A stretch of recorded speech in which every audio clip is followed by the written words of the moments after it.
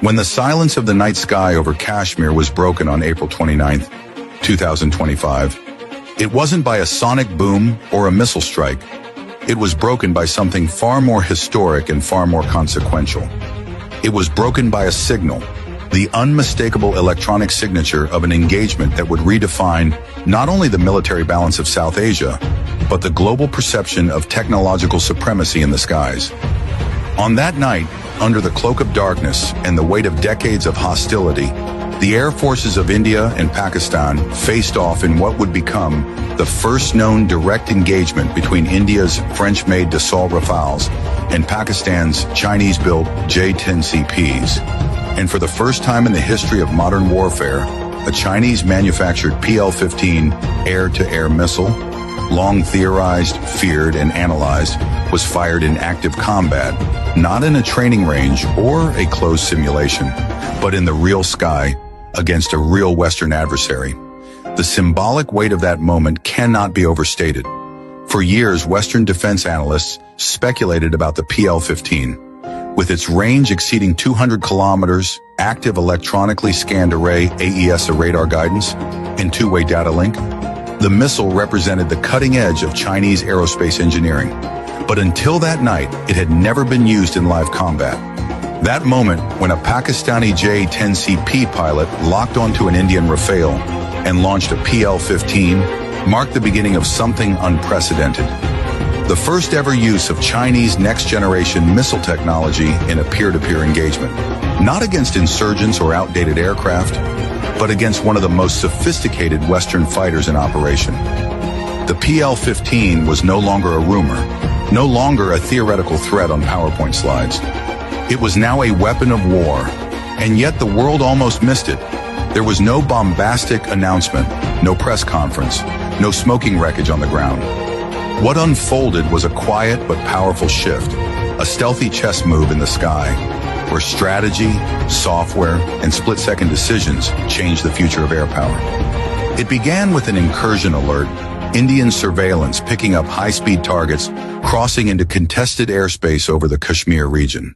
Within minutes, Rafales were scrambled from bases in Ambala and Hasimara. These aircraft, gleaming symbols of Western aeronautical dominance, were equipped with the Spectra electronic warfare suite, Thales RBE-2 ASA radar, and the Meteor missile, until now considered the most lethal long-range air-to-air weapon in the region. The Indian pilots flew with confidence, experience, and perhaps an expectation of overwhelming superiority. But they weren't alone in the sky.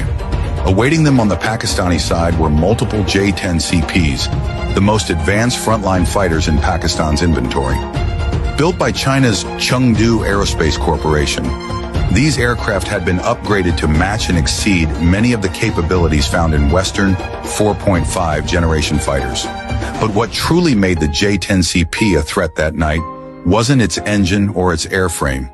It was the digital ecosystem behind it. Each jet was part of a live combat network, connected in real time to ground-based sensors, airborne early warning and control aircraft, and AI-assisted targeting algorithms. And unlike traditional combat formations, the J-10CPs were flying as part of an integrated swarm, each one feeding and receiving data from the others in milliseconds. From the moment the Rafales entered contested airspace, they were already being tracked by radar nodes located far beyond visual range. The J-10CPs began to maneuver in coordinated arcs, utilizing radar cross-section management and deceptive jamming pulses to obfuscate their locations. The Rafale's Spectra suite responded, trying to build a threat picture, but the clutter was overwhelming. Radar reflections bounced from false echoes. Infrared signatures faded and reappeared. Targets split and remerged. It was electronic ghosting at an unprecedented level. And at that moment, as one Rafale pilot attempted to establish a radar lock, the lock was lost.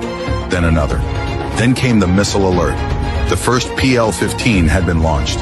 That moment, a digital lock from beyond 150 kilometers, a launch command passed through an AI-vetted fire control system, and a sleek, ramjet-powered Chinese missile streaking through the upper atmosphere toward a French-built aircraft signified the crumbling of a long-standing assumption. That assumption being that no non-Western air force could successfully use its indigenous weapon systems in real combat to challenge a frontline NATO standard fighter. The PL-15's guidance system, built on AESA radar, similar in class to Western systems, but tuned to operate in heavily jammed conditions, allowed it to maintain lock even under Spectra's defensive scrambling. For the first time, the French-Indian fusion of stealth, jamming, and sensor resilience faced a missile with equivalent, or possibly superior, electronic resistance. The Indian Rafale, evading at full throttle and deploying countermeasures, managed to break radar lock at the final moment, but not without consequence. The engagement disrupted the formation. Communications went dark. Indian pilots reported scrambled data links, delayed targeting information, and overlapping threat indicators. One pilot later recounted feeling like they were flying inside a maze of mirrors, never sure if what they saw was real or a decoy. The Rafales were forced to disengage, unable to effectively return fire.